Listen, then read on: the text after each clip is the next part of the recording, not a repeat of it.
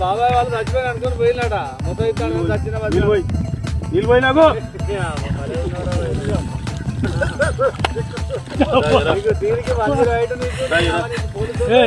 ఎందుకు పన్న వాళ్ళ కాయ పండుగ ఎందుకు అనుకున్న వాళ్ళ చల్లదనానికి ఎండకు చేయలేక కనీకి ఓడిపోయి గెవలేక ఏం చేస్తావు 10 రోజుల నుంచి గ్రనేట్ చేత నాతో గట్టించి నా కష్టం దోసుకొని గ్రనేట్ రాయి నాకు అంటే డబ్బులు ఇచ్చారు కానీ క్షమ